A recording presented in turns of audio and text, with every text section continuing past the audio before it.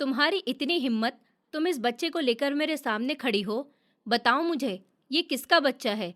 उसकी आंखों में गुस्सा और हैरत दोनों थी और उसका चेहरा लाल हो रहा था। ये मेरा गुरूर है, मेरा ही नाम है और ऊपर वाले का वो तोहफा है जो तुम्हारी किस्मत में नहीं था। मैंने अपने बच्चे को सीने से लगाया और उसके सर पर प्यार करते हुए उसे जवाब दिया। वो आदमी जिसने मुझे बांझ कहकर घर से बाहर निकाल दिया था, आज वो मेरे सामने मेरी चौखट पर बेबसी की हालत में खड़ा था। दौलत, इज्जत और औलाद, आज सब कुछ मेरे पास था। मेरा नाम रिधि है। मैं जब बहुत छोटी थी, मेरे पिताजी का देहांत हो गया था और वो मुझे और माँ को इस दुनिया में अकेला छोड़कर चले गए थे। पिताजी के देहांत के बाद माँ मुझे अपने भाई के घर लेकर चली गई थी, लेकिन वहाँ मेरी मामी ने हमें चैन से जीने नहीं दिया और मेरे मामा ने मेरी माँ की दूसरी शादी कर दी और वो मुझे अकेला इस घर में छोड़कर चली गई। उनके जाने के बाद मामी ने मेरे ऊपर बहुत जुल्म किया। वो मुझे ताने देती थी और उनका सब काम करती थी। तुम पूरा दिन मुफ्त की रोटियां तोड़ती हो, थोड़ा बहुत काम भी कर लिया करो। मुफ्त की रोटियां तोड़ने का बहुत शौक है तुम्हें। उन्होंने किचन के गेट पर खड़े होकर मुझसे कहा। उनकी आंखों में हमेशा मेरे लिए नफरत होती थी। मैंने पूरे घर की सफाई कर दी है, अभी बर्तन धो रही हूँ। मैंने धीरे से डरते हुए कहा, कोई एहसान नहीं कर रही हो तुम मेरे ऊपर। अगर तुम्हें इस घर में रहना है तो ये सब काम करना ही पड़ेगा, वरना चली जाओ अपनी उस माँ के पास जो तुम्हें मेरे पल्ले बांध कर चली गई है। उन्होंने चीखते हुए कहा और पैर पटकती हुई वहां से चली गई। मैं वहीं खड़े होकर आंसू बहाने लगी। मेरे मामा ने बाहर दूसरे शहर में शिफ्ट होने की प्लानिंग कर ली थी और वो अपने पूरे परिवार के साथ कुछ ही दिन बाद शिफ्ट होने वाले थे। मैं खुश थी। मुझे लग रहा था कि शायद वहां जाकर मेरी भी जिंदगी बदल जाएगी, लेकिन उन्होंने मेरी माँ को बुलाकर उनसे कहा कि देखो बहन, हम बाहर जा रहे हैं और अब हम इस लड़की को अपने साथ नहीं रख सकते। ये सुनकर मेरी सारी उम्मीदों पर पानी फिर गया। अपने पति से बात करो और इसको अपने साथ अपने घर ले जाओ। उन्होंने सोफे पर बैठते हुए मेरी माँ से गुस्से में कहा। भाई, तुम तो जानते हो मेरा पति इस लड़की को बिल्कुल पसंद नहीं करता। वो तो इसे एक पल के लिए भी बर्दाश्त नहीं करेगा। उन्होंने रोते हुए बेबसी से कहा, तो मैं क्या करूं? क्या इसको सड़क पर छोड़ दूं? मैंने इसका ठेका नहीं ले रखा। तुम्हारी बेटी है, इसे तुम ही संभालो और देखो इसका क्या करना है। मामा ने गुस्से से खड़े होते हुए कहा। मैं अपने पति से एक बार बात करके देखूंगी। आप मुझे थोड़ा टाइम दे दीजिए, लेकिन ऐसे इस तरह से इसे निकालने की बात मत कीजिए। उन्होंने अपने घर जाकर अपने पति से बात की तो उसने साफ मना कर दिया और कहने लगा कि वो लड़की रिद्धि इस घर में आई तो मैं तुम्हें भी डिवोर्स देकर घर से बाहर निकाल दूंगा। ये सुनकर मेरी माँ ने मुझे मेरे हाल पर छोड़ दिया और मामा के इस व्यवहार की वजह से मेरी जिंदगी नरक बन गई थी और उन्होंने मुझसे अपनी जान छुड़ाने का फैसला कर लिया। ये मनहूस लड़की है, ऐसे हमारा पीछा नहीं छोड़ेगी। इसकी शादी करो और इसे हमेशा के लिए भेज दो। मामी ने रात के वक्त मामा से कहा, लेकिन इससे शादी कौन करेगा और इसके लिए मैं रिश्ता कहाँ से लाऊं? इसके पास न माँ है, न बाप है और न दान दहेज देने के लिए पैसे। वो अपना सर पकड़कर नीचे बैठ गए और कहने लगे, मैं रिश्ता कहाँ से लाऊं? मामी ने जब मामा पर दबाव डाला, तब से ही मेरी जिंदगी जैसे किसी और के हाथों में चली गई थी। मुझे समझ ही नहीं आ रहा था कि मेरे साथ क्या हो रहा है। मामी बार बार यही कहती थी कि ये उनके एक दूर के रिश्तेदार हैं। उनका एक ही बेटा है और वो अपने बेटे की शादी करना चाहते हैं और उन्हें दहेज में कुछ नहीं चाहिए, बस एक सीधी सादी लड़की चाहिए जो घर संभाल सके और सबकी सेवा कर सके। उनकी बातों में एक अजीब सा जोर था, जैसे वो पहले से ही सब कुछ तय करके बैठी हूँ। मामा भी उनकी बातों में आ गए और उन्होंने बिना मुझसे कुछ पूछे ही रिश्ते की बात आगे बढ़ा दी। उस दिन घर में बहुत चहल पहल थी, लोग आ जा रहे थे और मुझे एक कोने में बैठा दिया गया था, जैसे मैं कोई इंसान नहीं बल्कि कोई चीज़ हूँ जिसे दिखाया जा रहा है, परखा जा रहा है। मेरी धड़कनें तेज हो रही थी, मेरे हाथ पैर ठंडे पड़ गए थे। मैं बार बार सोच रही थी कि कोई तो मुझसे पूछे कि मैं क्या चाहती हूँ, लेकिन ऐसा कुछ नहीं हुआ। किसी ने मेरी तरफ देखा तक नहीं। बस एक हफ्ते के अंदर ही सब कुछ तय हो गया और मेरी शादी कर दी गई। जिस लड़के से मेरी शादी हुई उसका नाम विजय था। शादी के दिन मैंने लाल जोड़ा पहना था। सब लोग खुश थे, लेकिन मेरे अंदर जैसे सब कुछ टूट चुका था। मेरी आंखों में आंसू थे, लेकिन मैंने उन्हें छुपा लिया था, क्योंकि मुझे सिखाया गया था कि लड़कियों को सब सहना पड़ता है। शादी के बाद जब मैं उस घर में आई तो सब कुछ नया था। नया घर, नए लोग, नई जिंदगी। शुरू के कुछ दिन ठीक रहे। सास थोड़ा सख्त थी, लेकिन मैं ये सोचकर चुप रहती थी कि धीरे धीरे सब ठीक हो जाएगा। मैं सुबह से रात तक काम करती थी, घर का हर छोटा बड़ा काम करती थी, सबका ख्याल रखती थी। मुझे लगता था कि अगर मैं दिल से सब कुछ करूंगी तो शायद एक दिन सब मुझे अपना लेंगे। लेकिन मेरी ये सोच गलत थी। 2 महीने भी पूरे नहीं हुए थे कि मेरी सास का असली रूप सामने आने लगा था। वो मुझे हर बात पर ताने देने लगी थी, छोटी छोटी बातों पर डांटती थी और बार बार एक ही बात कहती थी कि उन्हें घर का वारिस चाहिए। वो कहती थी कि उनका नाम आगे बढ़ाने वाला कोई होना चाहिए और ये जिम्मेदारी अब मेरी है। वो देर रात तक मेरे कमरे में आ जाती थी और मुझे बातें सुनाती रहती थी। उनकी बातें मेरे दिल को चुभती थी, लेकिन मैं फिर भी चुप रहती थी क्योंकि मेरे पास कहने के लिए कुछ भी नहीं था। धीरे धीरे उन्होंने विजय से भी कहना शुरू कर दिया था कि मुझे डॉक्टर के पास लेकर जाओ, पता करो कि क्या दिक्कत है। एक दिन विजय अचानक जल्दी घर आ गया। उसका चेहरा गंभीर था। उसने मुझसे ज्यादा बात नहीं की, बस इतना कहा कि तैयार हो जाओ, हमें डॉक्टर के पास जाना है। मेरा दिल जोर जोर से धड़कने लगा। मैं डर गई थी, लेकिन चुपचाप उसके साथ चली गई। डॉक्टर के क्लिनिक में बैठते हुए मेरे हाथ कांप रहे थे।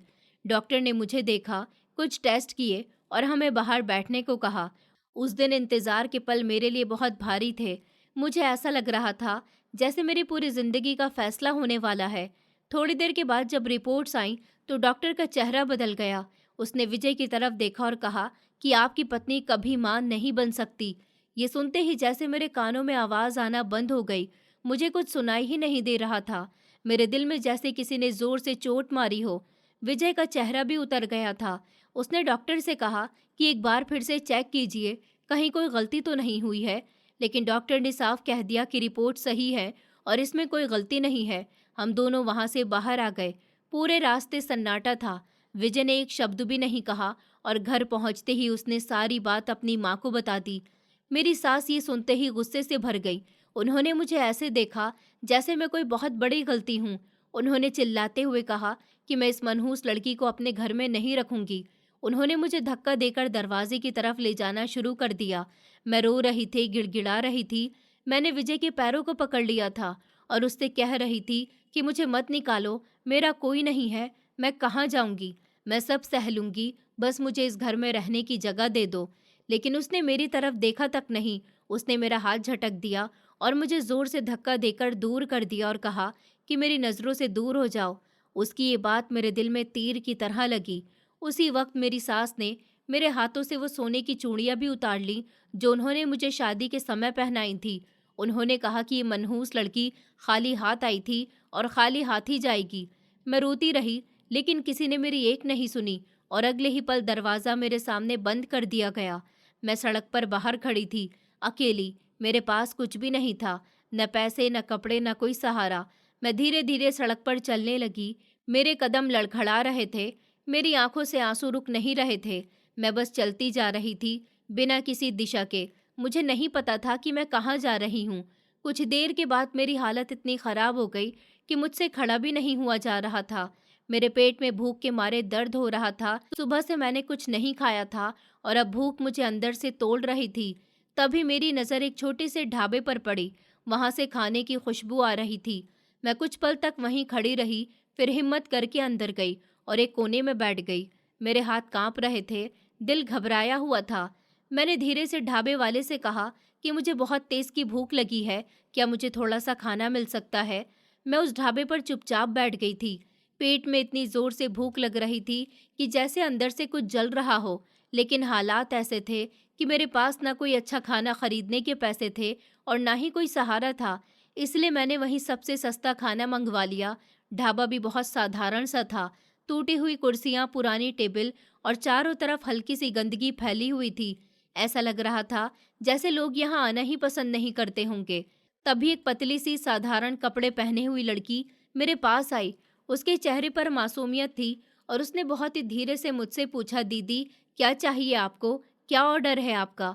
उसकी आवाज़ में अपनापन था, लेकिन झिझक भी थी। मैंने उसकी तरफ देखा और हल्की सी आवाज़ में कहा, मेरे पास ज़्यादा पैसे नहीं हैं, तुम सबसे सस्ता जो भी है वही ले आओ। उसने बिना कुछ बोले सर हिला दिया और अंदर चली गई। मैं वहीं बैठी चारों तरफ देख रही थी। ढाबे पर बहुत कम लोग थे। कुछ लोग चुपचाप बैठे खाना खा रहे थे और कुछ ऐसे ही उठकर जा रहे थे। थोड़ी देर के बाद वही लड़की मेरे लिए खाना लेकर आई। उसने प्लेट मेरे सामने रखी और वो धीरे से बोली कि दीदी, ये लीजिए आपका खाना। मैंने उसे ध्यान से देखा और पूछा, तुम्हारा नाम क्या है? तो उसने हल्की सी मुस्कान के साथ कहा कि मेरा नाम जिया है। उसका नाम सुनकर मुझे अच्छा लगा, क्योंकि उसकी आवाज़ में सच्चाई थी। मैंने प्लेट की तरफ देखा और एक निवाला तोड़ा। जैसे ही मैंने उसे मुंह में डाला, मुझे बहुत अजीब सा स्वाद लगा। वो बिल्कुल बेस्वाद था। न उसमें नमक था, न कोई खुशबू और ना ही कोई स्वाद। लेकिन मेरी भूख इतनी ज़्यादा थी कि मैं मजबूर थी। फिर भी मैं दूसरा निवाला नहीं खा पाई। मेरा हाथ वहीं रुक गया और मैं बस प्लेट को देखती रह गई। तभी जिया फिर से मेरे पास आई और बोली, दीदी क्या हुआ? आप खाना क्यों नहीं खा रही? उसकी आवाज़ में चिंता थी, जैसे उसे सच में फ़िक्र हो। मैंने धीरे से उसकी तरफ देखा और सच बता दिया कि ये तो बहुत ख़राब है, इसमें बिल्कुल भी स्वाद नहीं है और ये गले से नीचे नहीं उतर रहा। मेरी बात सुनकर उसके चेहरे पर एक पल के लिए उदासी छा गई, लेकिन उसने गुस्सा नहीं किया। उसने बहुत ही शांत आवाज़ में कहा, दीदी, मुझे पता है मैं अच्छा खाना नहीं बना पाती। मैं कोशिश करती हूँ, लेकिन मुझसे ठीक से नहीं बनता। उसका भाई सुबह से शाम तक मेहनत करता, बाजार जाता है, सब्जी लाता है, सामान लाता है और मैं यहाँ खाना बनाकर बेचती हूँ। लेकिन मुझे अभी सीखना है, इसलिए हमारे ढाबे पर लोग कम आते हैं। जो भी आते हैं वो एक बार खाकर फिर से नहीं आते, इसलिए हमारा काम भी नहीं चलता। कई बार तो पूरा दिन निकल जाता है और एक प्लेट भी नहीं बिकती। उसकी ये बात सुनकर मेरा दिल जैसे अंदर से पिघल गया, क्योंकि उसकी आवाज़ में कोई बनावट नहीं थी, बस एक सच्चाई थी और एक मजबूरी थी। मैंने पहली बार उसे ध्यान से देखा। उसके कपड़े साफ थे, लेकिन बहुत पुराने थे। उसके हाथों में मेहनत के निशान थे और आंखों में थकान साफ दिखाई दे रही थी। फिर भी वो मुस्कुरा रही थी, जैसे हर हालात में खुद को संभाल रही हो। मैंने धीरे से कहा, तुम इतनी मेहनत करती हो, फिर भी लोग यहाँ क्यों नहीं आते? तो उसने चारों तरफ देखते हुए कहा, दीदी, यहाँ सब कुछ ठीक नहीं है। न ढाबा अच्छा दिखता है, न खाना अच्छा बनता है। लोग साफ सुथरी जगह और स्वाद वाला खाना चाहते हैं और हम अभी वो नहीं दे पा रहे, इसलिए हमारा घाटा ही होता रहता है। कई बार तो ऐसा लगता है कि ढाबा बंद करना पड़ेगा, लेकिन अगर इसे बंद कर दिया तो हमारे पास कुछ भी नहीं बचेगा। यही हमारा सहारा है। उसकी बातें सुनकर मैं कुछ देर के लिए चुप हो गई। मेरे अंदर भी दर्द था, लेकिन अब मुझे लग रहा था कि सिर्फ मैं ही दुखी नहीं हूँ। दुनिया में हर किसी के पास अपनी कहानी है, अपनी परेशानी है। मैंने धीरे से पानी का गिलास उठाया और एक घूंट पिया। फिर हिम्मत करके एक और निवाला खाने की कोशिश की। वो फिर भी उतना ही बेस्वाद था, लेकिन इस बार मैंने खुद को रोका नहीं, क्योंकि मुझे भूख भी थी और अब जिया की मेहनत भी दिख रही थी। वो मेरे सामने खड़ी मुझे देख रही थी, जैसे उसे डर हो कि मैं खाना छोड़ न दूं। मैंने धीरे धीरे पूरा खाना खत्म किया और जब मैंने प्लेट नीचे रखी तो उसके चेहरे पर एक छोटी सी मुस्कान आ गई, जैसे उसने कोई बड़ी जीत हासिल कर ली हो। मैंने उससे कहा कि जिया, तुम बुरा मत मानना, लेकिन अगर तुम थोड़ा अच्छा खाना बनाना सीख लो तो तुम्हारा ढाबा बहुत अच्छा चल सकता है। उसने मेरी बात ध्यान से सुनी और बोली, दीदी, मैं सच में सीखना चाहती हूँ, लेकिन मुझे सिखाने वाला कोई नहीं है। वो लड़की कुछ देर तक चुपचाप मेरे सामने खड़ी रही, जैसे अपने अंदर छुपे सारे दर्द को शब्दों में बदलने की हिम्मत जुटा रही हो। फिर धीरे से मेरे पास आकर बैठ गई। उसके चेहरे पर थकान थी, लेकिन आंखों में एक अजीब सा डर और खालीपन भी था। उसने बहुत धीमी आवाज में कहा कि दीदी, हम दो ही भाई बहन और ये ढाबा पहले हमारे मम्मी पापा चलाते थे। वो दोनों दिन रात मेहनत करते थे, सुबह जल्दी उठते थे, बाजार जाते थे, सामान लाते थे और फिर यहाँ खड़े होकर खुद खाना बनाते थे। लोग दूर दूर से उनके हाथ का खाना खाने के लिए आते थे। इस ढाबे में पहले बहुत रौनक होती थी, हंसी रहती थी, लेकिन कुछ ही दिनों पहले सब कुछ बदल गया।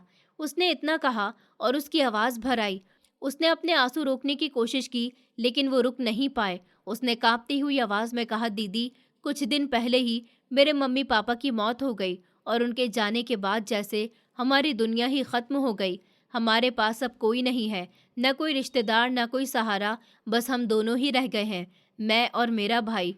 उसने अपने आंसू पोंछे और आगे बोली, हमने सोचा है कि ढाबा बंद नहीं करेंगे, क्योंकि यही हमारे मम्मी पापा की आखिरी निशानी है और यही हमारा सहारा भी है। लेकिन मुझे खाना बनाना ठीक से नहीं आता। मैं कोशिश करती हूँ, लेकिन मेरे हाथ में वो स्वाद नहीं है जो मम्मी के हाथ में था। इसीलिए जो भी ग्राहक आता है वो एक बार खाकर चला जाता है और फिर कभी वापस नहीं आता। कई बार तो पूरा दिन गुजर जाता है और एक प्लेट भी नहीं बिकती और हमें बहुत घाटा हो जाता है।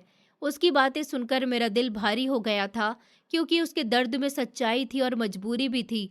वो आगे बोली, दीदी, कई बार तो ऐसा लगता है कि हम सब कुछ छोड़ दें, लेकिन फिर मम्मी पापा याद आ जाते हैं और लगता है कि हमें ये ढाबा बचाना ही होगा। ये कहते हुए उसकी आंखों से आंसू फिर गिरने लगे, लेकिन इस बार उसने जल्दी से खुद को संभाला और मेरे कंधे पर हाथ रखकर बोली, आप भी बहुत परेशान लग रही हैं दीदी, आप बताइए आपको क्या हुआ। उसकी एक बात में इतना अपनापन था कि मैं चाहकर भी अपने आंसू रोक नहीं पाई। मैंने धीरे से अपनी कहानी उसे बतानी शुरू की। मैंने कहा, मेरे ससुराल वालों ने मुझे घर से निकाल दिया। मेरे पति ने मुझे बांझ कहकर ठुकरा दिया। उन्होंने कहा कि मैं उनके घर की इज्जत नहीं बढ़ा सकती, इसलिए मुझे उस घर में रहने का कोई हक नहीं है। मैं रोते हुए बोले जा रही थी और वो चुपचाप मेरी बातें सुन रही थी। मैंने उसे बताया कि मेरे पास अब इस दुनिया में कोई नहीं है, न कोई अपना, न कोई सहारा, न मेरे पास पैसे हैं, न कपड़े, और न ही कोई जगह जहां मैं जा सकूं। मेरी आवाज़ कांप रही थी, लेकिन मैंने सब कुछ कह दिया। उसने मेरी बात ध्यान से सुनी और कुछ देर चुप रही। फिर बहुत ही प्यार से बोली, दीदी, आप परेशान मत होइए। जिसका कोई नहीं होता, उसका ऊपर वाला होता है। आप चाहें तो कुछ दिन यहीं रह सकती हैं, आराम कर सकती हैं। जब आप ठीक महसूस करें, तब तक यहीं रुक जाइए। उसकी ये बात सुनकर मेरे दिल को थोड़ी राहत मिली, लेकिन मैंने तुरंत सर हिलाकर कहा कि नहीं बहन, मुझे आराम नहीं करना और न ही मैं किसी पर बोझ बनना चाहती हूँ। मैं किसी के टुकड़ों पर नहीं जीना चाहती। मैं अपने दम पर कुछ करना चाहती हूँ। मैं खुद खड़ी होना चाहती हूँ। मेरी ये बात सुनकर उसके चेहरे पर मेरे लिए इज्जत साफ दिखाई देने लगी। मैंने उसका हाथ पकड़ा और धीरे से कहा, जिया, अगर तुम्हें कोई परेशानी ना हो तो मैं तुमसे एक बात कहना चाहती हूँ। उसने तुरंत कहा कि बताइए दीदी। मैंने कहा, अगर तुम चाहो तो मैं यहाँ ढाबे पर खाना बना सकती हूँ। तुम एक बार मेरे हाथ का खाना चखकर देखो। अगर तुम्हें अच्छा लगे तो मैं यही काम कर लूँगी। मेरी बात सुनकर उसकी आंखें चमक उठी, जैसे उसे एक उम्मीद मिल गई हो। उसने खुशी से कहा कि सच दीदी, आप खाना बनाएंगी? मैं बहुत खुश हो जाऊंगी। उसके चेहरे पर पहली बार इतनी बड़ी मुस्कान आई थी। उसने तुरंत मेरा हाथ पकड़ा और मुझे चूल्हे के पास ले गई। मैंने सबसे पहले वहां रखी दाल को देखा, फिर सब्जियां उठाई और उन्हें धोकर काटना शुरू किया। जैसे जैसे मैं काम कर रही थी, मेरे अंदर एक नई ताकत आ रही थी। मैंने कढ़ाई में तेल डाला और उसे गर्म होने दिया। मैंने तड़का लगाया तो एक तेज खुशबू पूरे ढाबे में फैल गई। जिया मुझे हैरानी से देख रही थी, जैसे उसने पहले कभी ऐसा नहीं देखा हो। मैंने दाल में नमक डाला, मिर्च डाली और उसे अच्छे से पकाया। फिर जल्दी से सलाद भी बना दी। प्लेट में दाल और रोटी रखकर मैंने उसे दिया और कहा, पहले तुम चखो। उसने थोड़ा सा दाल का निवाला लिया और जैसे ही उसने चखा, उसका चेहरा खिल उठा। उसकी आंखों में चमक आ गई और वो खुशी से बोली, दीदी, ये तो बहुत ही स्वादिष्ट है। सच में बहुत ही अच्छा बना है। उसकी ये खुशी देखकर मेरे दिल में भी सुकून आ गया। मैंने मुस्कुराकर उससे कहा कि देखो जिया, खाना बनाना मुश्किल नहीं होता, बस उसे दिल से बनाना पड़ता है। जब तक तुम दिल से नहीं बनाओगी, तब तक उसमें स्वाद नहीं आएगा। मेरी ये बात सुनकर उसने सर हिलाया और उसकी आंखों में अब डर की जगह उम्मीद नजर आ रही थी। और उसी पल मुझे लगा कि शायद मेरी जिंदगी खत्म नहीं हुई है, बल्कि अब तो एक नई शुरुआत हो रही है, जहां मैं किसी के काम आ सकती हूँ और खुद भी फिर से खड़ी हो सकती हूँ। हम दोनों बातें कर ही रहे थे कि तभी अचानक ढाबे के बाहर से तेज कदमों की आवाज आई और एक लड़का अंदर आया। उसका चेहरा गुस्से से भरा हुआ था और जैसे ही उसकी नज़र मुझ पर पड़ी, वो और ज्यादा भड़क गया। वो सीधा जिया के पास गया और ऊंची आवाज में बोला, ये कौन है और ये हमारे किचन में क्या कर रही है? उसकी आवाज इतनी तेज थी कि मैं एक पल के लिए घबरा गई, लेकिन जिया ने तुरंत उसे शांत करने की कोशिश की और बोली, भाई, ये रिद्धि दीदी हैं और इन्होंने बहुत ही स्वादिष्ट खाना बनाया है। तुम एक बार चक्कर तो देखो, तुम्हें बहुत पसंद आएगा। लेकिन उसने मेरी तरफ देखे बिना ही साफ मना कर दिया और गुस्से में बोला, मैं किसी अनजान के हाथ का खाना नहीं खाता और जो भी है, इन्हें अभी के अभी यहाँ से बाहर निकाल दो, वरना ठीक नहीं होगा। उसकी ये बात सुनकर मेरे दिल को ठेस लगी, लेकिन उस वक्त मैंने हिम्मत जुटाई और उसके सामने खड़ी होकर शांत आवाज में कहा, तुम एक बार खाना चक्कर तो देखो। अगर तुम्हें अच्छा न लगे तो मैं खुद ही यहाँ से चली जाऊंगी। मेरी इस बात में भरोसा था और शायद वही भरोसा उसे थोड़ा रुकने पर मजबूर कर गया। उसने आधे मन से ढंग से प्लेट उठाई और एक छोटा सा निवाला लिया, लेकिन जैसे ही उसने खाना मुंह में डाला, उसके चेहरे का रंग बदल गया। उसके गुस्से की जगह अब हैरानी आ गई थी। उसने जल्दी से दूसरा निवाला लिया और इस बार उसके चेहरे पर हल्की सी मुस्कान आ गई। उसने मेरी तरफ देखा और बोला, ये खाना सच में बहुत अच्छा है, क्या ये तुमने बनाया है? मैंने मुस्कुराते हुए कहा कि हाँ, ये खाना मैंने ही बनाया है। वो बोला, ये तो किसी बड़े होटल जैसा लग रहा है। लेकिन फिर उसका चेहरा थोड़ा गंभीर हो गया और उसने कहा कि देखो, अगर तुम यहाँ काम करना चाहती हो तो हम तुम्हें पैसे नहीं दे पाएंगे। हम खुद ही मुश्किल से गुजारा कर पाते हैं। हमारी कमाई इतनी नहीं है कि हम तुम्हें कुछ दे सकें। उसकी बात सुनकर मैंने बहुत शांति से कहा कि मुझे पैसे की ज़रूरत नहीं है, तुम बस मुझे यहाँ रहने की जगह दे दो और 2 वक्त की रोटी मिल जाए, वही मेरे लिए काफ़ी है। मेरी बात सुनकर दोनों कुछ देर चुप रहे, जैसे उन्हें यकीन ही नहीं हो रहा हो। फिर जिया के चेहरे पर खुशी साफ नजर आने लगी। वो खुश होकर बोली, दीदी, सच में आप हमारे साथ रहेंगी? आप तो हमारी बड़ी बहन जैसी हैं। उसकी ये बात सुनकर मेरे दिल को एक अजीब सा सुकून मिला, जैसे मुझे फिर से कहीं अपनापन मिल गया हो। उस दिन के बाद अगली सुबह मैं बहुत जल्दी उठ गई। सूरज की हल्की रोशनी ढाबे में आ रही थी। चारों तरफ सन्नाटा था। मैंने चारों तरफ नजर डाली तो ढाबे की हालत ठीक नहीं थी। मेज कुर्सियां गंदी थी, बर्तन इधर उधर पड़े थे और चूल्हा भी साफ नहीं था। मैंने सोचा, अगर हमें इस जगह को बदलना है तो सबसे पहले सफाई करनी होगी। मैंने बिना देर किए काम शुरू कर दिया। बर्तन धोए, मेज कुर्सियां साफ की, फर्श धोया और चूल्हा ठीक किया। तभी जिया उठकर बाहर आई और मुझे काम करते हुए देखकर हैरान हो गई। वो जल्दी से मेरे पास आई और बोली, दीदी, आप इतनी जल्दी क्यों उठ गई? आप मुझे भी जगा देती, मैं भी आपके साथ काम करती। मैंने मुस्कुराकर कहा कि इसकी ज़रूरत नहीं है, अब हम सब एक परिवार जैसे हैं और मुझे ये सब करने की आदत है। तुम जल्दी से तैयार हो जाओ, आज हमें बहुत काम करना है। वो खुशी से काम में लग गई। थोड़ी देर के बाद राहुल भी आया। उसने ढाबे की बदली हालत देखी तो वो कुछ नहीं बोला, लेकिन उसके चेहरे पर हल्की सी खुशी ज़रूर दिख रही थी। अब ग्राहकों के आने का समय था। मैंने खाना बनाना शुरू कर दिया। मैंने दाल बनाई, आलू की सब्जी बनाई, छोले बनाए और रोटियां सेकने लगी। थोड़ी ही देर में ढाबे के बाहर से लोग रुकने लगे। कुछ लोग आपस में कह रहे थे कि आज इस ढाबे से इतनी अच्छी खुशबू कैसे आ रही है, पहले तो यहाँ रुकने का मन भी नहीं करता था। राहुल ने उन्हें अंदर बुलाया और अच्छे से बैठाया। मैंने गर्मा गर्म खाना उनके सामने रखा। जैसे ही उन्होंने खाना खाया, उनके चेहरे खिल उठे। वो एक दूसरे को देखकर मुस्कुराने लगे और बार बार कहने लगे कि खाना बहुत स्वादिष्ट है। उन्होंने आराम से खाना खाया और पैसे रखकर चले गए। धीरे धीरे लोग आने लगे और देखते ही देखते ढाबा भर गया। जिया और राहुल दोनों बहुत खुश थे। उनके चेहरे पर वो खुशी साफ दिख रही थी, जो शायद उन्होंने बहुत समय के बाद महसूस की थी। राहुल ने मेरी तरफ देखा और कहा, आज पहली बार लगा कि हमारा ढाबा फिर से चल सकता है और ये सब आपकी वजह से हुआ है। मैंने मुस्कुराकर कहा कि नहीं, ये हम सब की मेहनत है। अगर हम तीनों साथ मिलकर काम करेंगे तो ये ढाबा ज़रूर आगे बढ़ेगा। उस दिन हम तीनों ने मिलकर बहुत ही काम किया और जब रात को ढाबा बंद हुआ तो हम बहुत थके हुए थे, लेकिन दिल से बहुत खुश थे, क्योंकि अब हमें लगने लगा था कि ज़िंदगी धीरे धीरे सही रास्ते पर आ रही है और शायद यही हमारी नई शुरुआत थी, जहाँ दर्द के साथ साथ उम्मीद भी थी। सब लोग बहुत खुश थे और उस दिन का माहौल ही कुछ अलग था, जैसे किसी छोटे से ढाबे में अचानक से खुशी आकर बस गई हो। हर किसी के चेहरे पर सुकून था और पेट भरकर खाना खाने के बाद जो संतोष मिलता है, वो साफ दिख रहा था। जिया मेरे पास आई और उसने मेरा हाथ पकड़ लिया। उसकी आंखों में चमक थी और चेहरे पर मुस्कान थी। वो बार बार मेरे हाथ को दबाते हुए कहने लगी, दीदी, आज तो आपने कमाल कर दिया। सच में आपके हाथों में जादू है। ऐसा खाना मैंने बहुत कम खाया है और आज हमारी जितनी कमाई हुई है उतनी तो पूरे महीने में भी नहीं होती। उसके बोलने का तरीका ऐसा था जैसे उसे खुद यकीन नहीं हो रहा हो कि इतना सब एक दिन में हो सकता है। राहुल भी थोड़ी दूरी पर खड़ा था, लेकिन उसकी आंखों में भी खुशी साफ दिख रही थी। वो धीरे से हमारे पास आया और बोला, दीदी, आज सच में बहुत लोग आए थे, मैं तो गिन भी नहीं पाया और सब लोग बस एक ही बात कह रहे थे कि खाना बहुत अच्छा है। मुझे तो आज ऐसा लग रहा है जैसे हमारा ढाबा सच में चल पड़ेगा। उसकी आवाज़ में उम्मीद थी और शायद कई दिनों के बाद उसने ऐसा महसूस किया था कि अब सब ठीक हो सकता है। उनकी बातें सुनकर मैं हल्का सा मुस्कुराई और मैंने दोनों को प्यार से समझाते हुए कहा कि देखो, मेरा शुक्रिया मत करो और ये मत कहो कि मेरे हाथों में जादू है। ऐसा कुछ नहीं है। ये बस एक कला है जो हर कोई सीख सकता है। बस दिल से काम करना पड़ता है और सबसे ज़रूरी बात यह है कि हम तीनों मिलकर मेहनत कर रहे हैं, इसलिए ये सब हो रहा है। और तुम दोनों चिंता मत करो। आज जितने भी लोग आए हैं उससे ज़्यादा लोग कल आएंगे। बस हमें ऐसे ही मेहनत करते रहना है।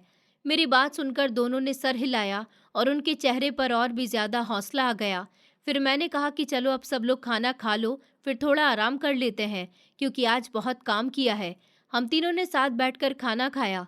उस वक्त वो साधारण सा खाना भी बहुत स्वादिष्ट लग रहा था, क्योंकि उसमें मेहनत और खुशी दोनों मिली हुई थी। खाना खाने के बाद हम थोड़ी देर के लिए वहीं पास में लेट गए और कब नींद आ गई पता ही नहीं चला। अगली सुबह मेरी आँख बहुत जल्दी खुल गई। बाहर हल्की सी ठंडी हवा चल रही थी और आसमान में सूरज की हल्की रोशनी फैल रही थी। मैंने उठते ही सबसे पहले चूल्हा जलाया और काम में लग गई। कुछ ही देर में राहुल भी उठ गया और बिना कुछ बोले बाजार जाने की तैयारी करने लगा, क्योंकि अब उसे भी समझ आ गया था कि काम को समय पर करना ज़रूरी है। जिया भी उठकर बाहर आ गई और उसने जल्दी से आटा गूंथना शुरू कर दिया। मैं सब्जियां काटने लगी, दाल चढ़ा दी और धीरे धीरे पूरा ढाबा फिर से काम की आवाज़ों से भर गया। मैंने कढ़ाई में घी डाला, उसमें मसाले डाले और ज़ोर से चलाया, जिससे उसका धुआं उठकर दूर तक जाने लगा। वो खुशबू ऐसी थी कि जो भी पास से गुजरता वो एक बार रुककर ज़रूर देखता कि आखिर यहाँ बन क्या रहा है। फिर मैंने उस तड़के को दाल में डाल दिया और उसकी खुशबू और भी बढ़ गई। अब धीरे धीरे लोग आने शुरू हो गए। राहुल जल्दी जल्दी लोगों को बैठाने लगा, लेकिन आज भीड़ इतनी ज़्यादा थी कि कुर्सियाँ कम पड़ गई। कुछ लोग चारपाई पर बैठ गए, कुछ लोग खड़े खड़े ही इंतज़ार करने लगे। लेकिन किसी के चेहरे पर गुस्सा नहीं था। सबके चेहरे पर बस एक यही चीज़ थी, और वो थी खाने की खुशी और उम्मीद। हम तीनों के अंदर भी एक अलग ही जोश आ गया था। हम बिना रुके लगातार काम कर रहे थे। रोटियां बन रही थी, सब्जी परोसी जा रही थी, दाल डाली जा रही थी और हर प्लेट के साथ हमारी मेहनत भी जा रही थी। तभी एक आदमी आया और बैठते ही बोला, क्या बात है भाई, कल भी आया था और आज फिर आ गया हूँ। तुम्हारे यहाँ तो अब बहुत अच्छा खाना मिलने लगा है। उसके चेहरे पर भूख साफ दिखाई दे रही थी और आंखों में एक उम्मीद थी, जैसे उसे पता था कि उसे यहाँ अच्छा खाना मिलेगा। उसकी बात सुनकर हम तीनों ने एक दूसरे की तरफ देखा और हल्की सी मुस्कान आ गई, क्योंकि अब हमें भी यकीन होने लगा था कि हमारा ये छोटा सा ढाबा अब धीरे धीरे बदल रहा है और शायद यही हमारी मेहनत का पहला फल था। और उस वक्त मुझे अंदर से एक सुकून महसूस हो रहा था, जैसे ज़िंदगी मुझे एक और मौका दे रही हो और मैं उसे अब सही तरीके से जीना चाहती थी। दोपहर तक आते आते हालत ये हो गई थी कि सारा खाना ख़त्म हो चुका था, लेकिन हैरानी की बात ये थी कि ग्राहकों का आना बिल्कुल भी कम नहीं हो रहा था। लोग लगातार आ रहे थे, कोई बैठ रहा था, कोई खड़ा होकर इंतज़ार कर रहा था, कोई बार बार पूछ रहा था कि खाना कब मिलेगा।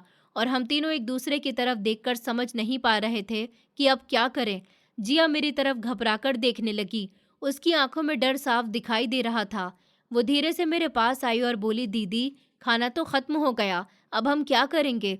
इतने लोग खड़े हैं, अगर हम उन्हें मना कर देंगे तो वो नाराज़ हो जाएंगे। उसकी आवाज़ में घबराहट थी, लेकिन मैंने उसे शांत करते हुए कहा कि तुम बिल्कुल परेशान मत हो, अभी सब ठीक हो जाएगा। तुम जल्दी से राहुल को बुलाओ और उससे कहो कि वो तुरंत बाजार जाए और सब्जी लेकर आए। मैं तब तक दाल तैयार करती हूँ। जिया ने मेरी बात मानते हुए तुरंत राहुल को आवाज़ दी और उसे सब समझाया। राहुल बिना देर किए भागता हुआ बाजार की तरफ निकल गया और मैं तुरंत चूल्हे के पास खड़ी हो गई। मैंने फिर से दाल चढ़ाई, उसमें मसाले डाले और दिल से पकाने लगी। थोड़ी ही देर में मैंने उसमें तड़का लगाया और उसकी खुशबू फिर से पूरे ढाबे में फैल गई। जैसे ही खुशबू बाहर आई, लोगों के चेहरों पर फिर से उम्मीद आ गई। राहुल भी जल्दी जल्दी सामान लेकर वापस आ गया और मैं फिर से काम में जुट गई। मैंने सब्जियां काटी और तेजी से पकाने लगी। उस वक्त मेरे माथे से पसीना लगातार बह रहा था। चूल्हे की गर्मी इतनी ज्यादा थी कि मेरा चेहरा जल रहा था, हाथ भी गर्म हो रहे थे। लेकिन उस वक्त मुझे किसी चीज़ की परवाह नहीं थी, न थकान की न दर्द की। मुझे बस काम करना था, मेहनत करनी थी और खुद को साबित करना था।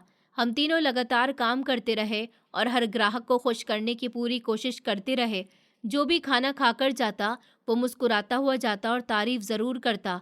कोई कहता कि खाना बहुत स्वादिष्ट है, कोई कहता कि ऐसा खाना कहीं नहीं मिला, और ये सब सुनकर हमें और हिम्मत मिलती थी।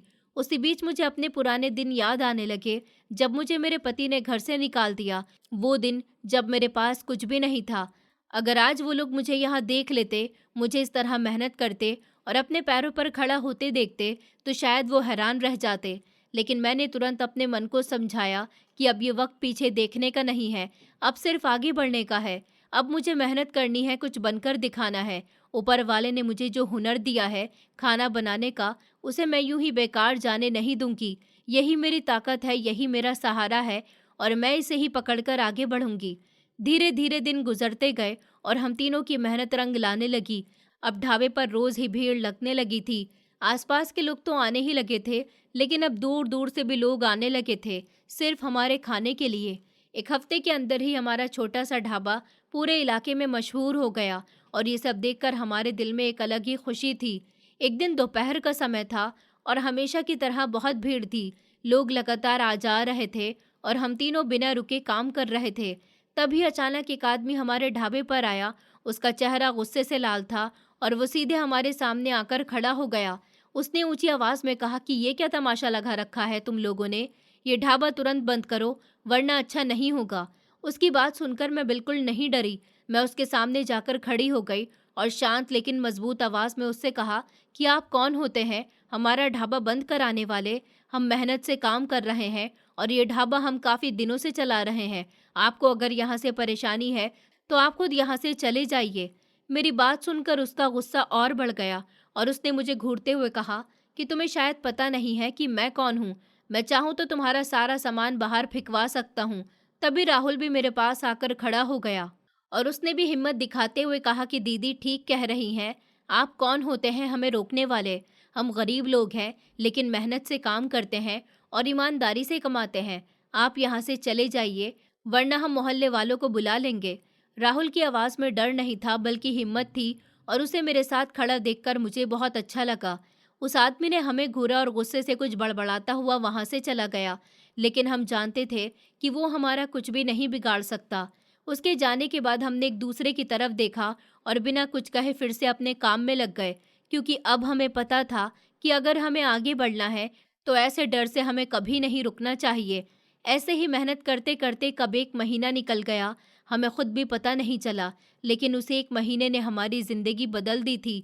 पहले जहाँ ढाबे पर दिन भर में गिने चुने लोग आते थे, वहीं अब सुबह से रात तक भीड़ लगी रहती थी। और सबसे बड़ी बात ये थी कि लोग खुश होकर जाते थे और बार बार वापस आते थे। उस रात हम तीनों काम खत्म करके एक साथ बैठे थे। हल्की ठंडी हवा चल रही थी और दिन भर की थकान के बाद वो छोटा सा आराम हमें बहुत सुकून दे रहा था। हम बातें कर रहे थे, हंस रहे थे और एक दूसरे के साथ वो पल जी रहे थे जो शायद हम तीनों ने बहुत समय के बाद महसूस किया था। जिया मेरे पास आकर बैठ गई और उसने धीरे से अपना सर मेरे कंधे पर रख दिया। उसके चेहरे पर सुकून था और आंखों में अपनापन। वो धीरे से बोली, दीदी अब सब ठीक है। आपकी वजह से आज हम यहाँ तक पहुँचे हैं। अगर आप नहीं आती तो पता नहीं हमारा क्या होता। हम तो शायद ये ढाबा भी नहीं चला पाते। उसकी आवाज़ भर आई थी और उसने मेरा हाथ पकड़ लिया। वो बोली, दीदी आप हमें छोड़कर कहीं मत जाना। अब आप हमेशा हमारे साथ ही रहेंगी। मैं उसके सर पर प्यार से हाथ फेरते हुए मुस्कुराई और बोली, पागल लड़की, मैं कहाँ जाऊंगी? अब मेरा अपना है ही कौन? तुम दोनों ही तो मेरा परिवार हो। तुम दोनों को छोड़कर मैं कहीं नहीं जा सकती। मेरी बात सुनकर उसके चेहरे पर एक बड़ी सी मुस्कान आ गई और उसने मुझे और कसकर पकड़ लिया। राहुल सामने बैठा ये सब देख रहा था। उसकी आंखों में भी सम्मान और अपनापन साफ दिख रहा था। वो हमेशा मुझे बहुत इज्जत देता था और मेरी हर छोटी बड़ी बात का ध्यान रखता था। तभी वो थोड़ा आगे सरक कर बैठा और बोला, दीदी मुझे लगता है अब हमें अपने इस ढाबे को थोड़ा और ठीक करना चाहिए।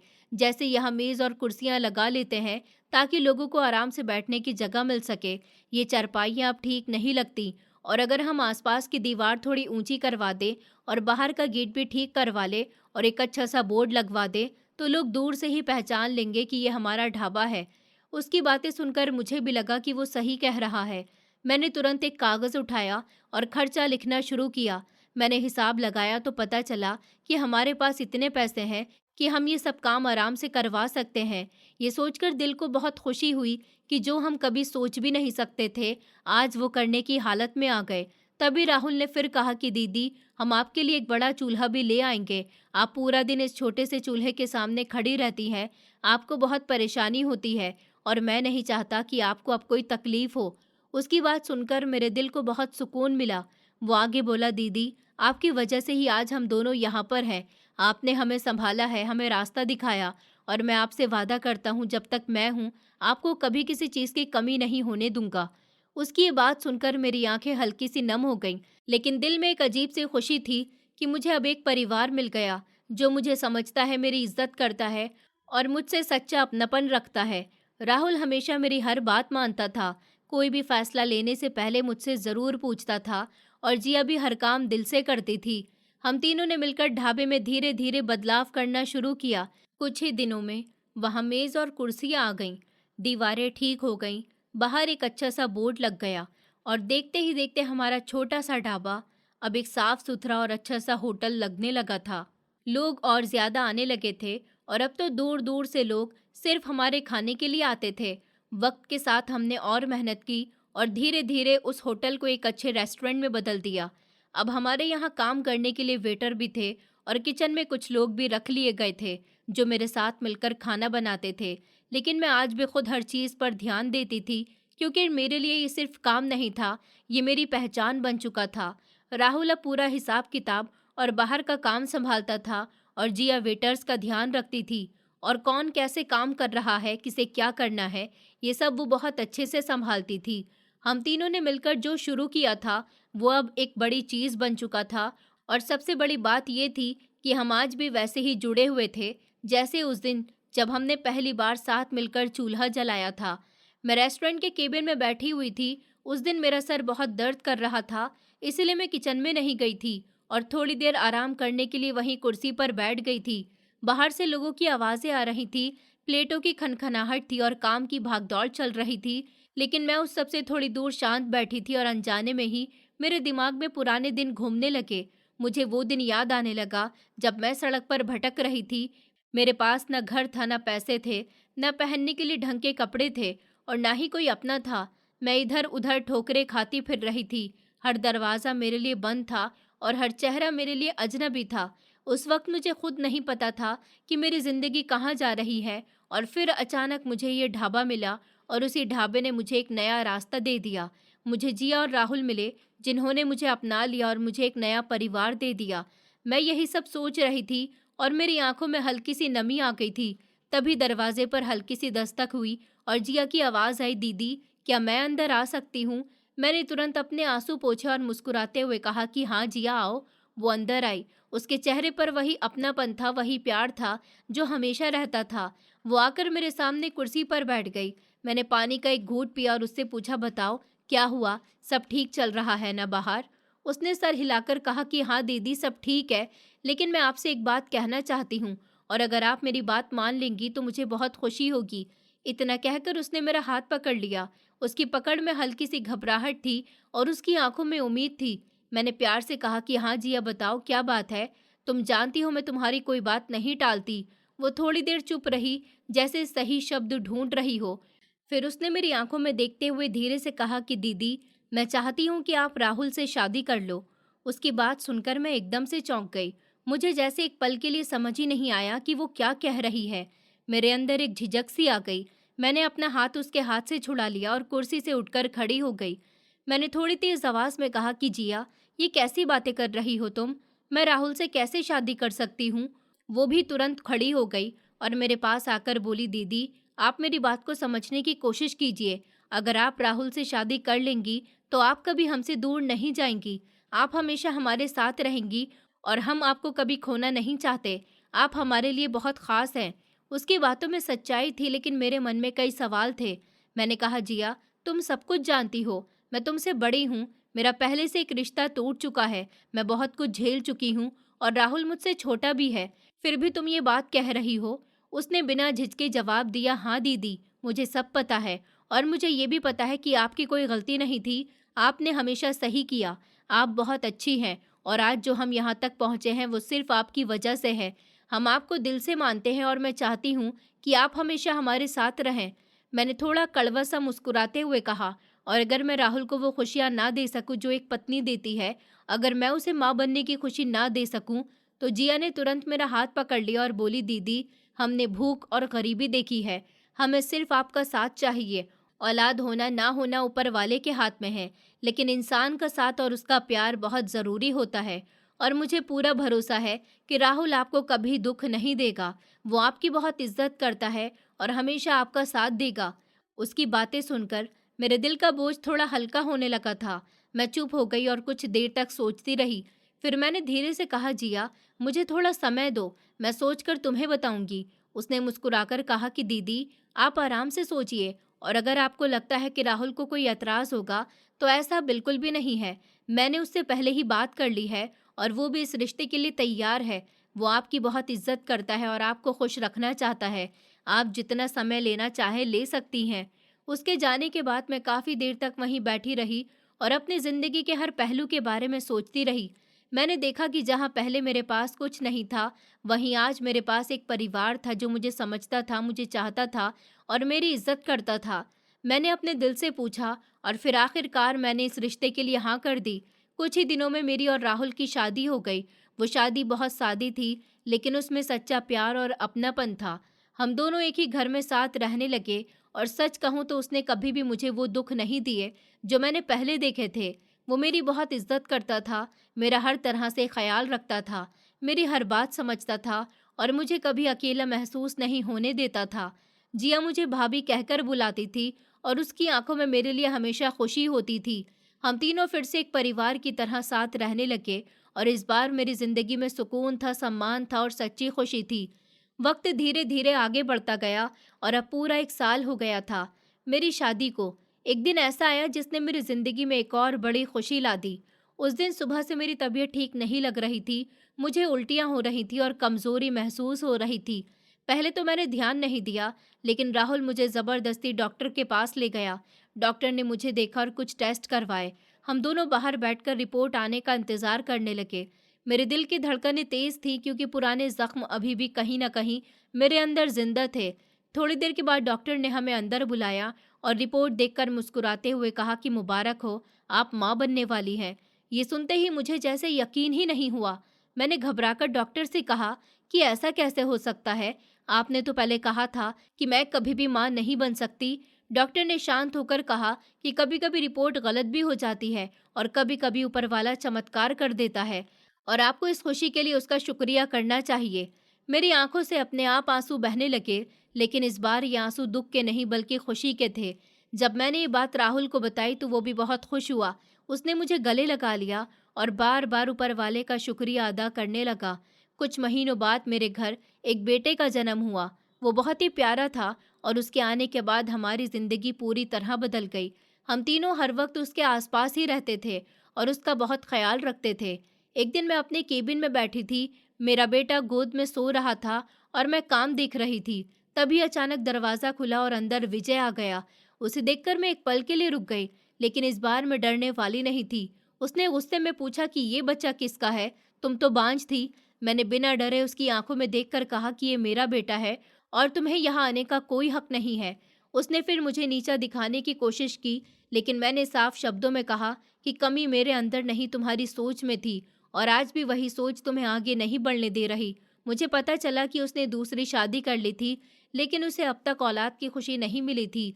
मैंने उसे वहां से जाने को कह दिया और वो बेइज्जत होकर चला गया। उसके जाने के बाद मैंने अपने बेटे को सीने से लगाया और ऊपर वाले का शुक्रिया अदा किया कि उसने मुझे एक नई जिंदगी दी, एक नया परिवार दिया। आज राहुल, जिया और मेरा बेटा ही मेरी दुनिया है और मैं सच में बहुत खुश हूँ। मैंने ये सीख लिया है कि किसी इंसान को उसकी कमी के लिए छोड़ना नहीं चाहिए, बल्कि उसे समझना चाहिए, क्योंकि हर इंसान के अंदर कुछ ना कुछ अच्छा ज़रूर होता है, बस उसे देखने वाली नज़र चाहिए। दोस्तों, उम्मीद करती हूँ आपको हमारी कहानी पसंद आई होगी। कहानी पसंद आई है तो वीडियो को लाइक करें, चैनल पर नए हैं तो चैनल को सब्सक्राइब करें और हाँ, नोटिफिकेशन बेल को ज़रूर दबाएं ताकि अगली अपडेट सबसे पहले आपको मिले।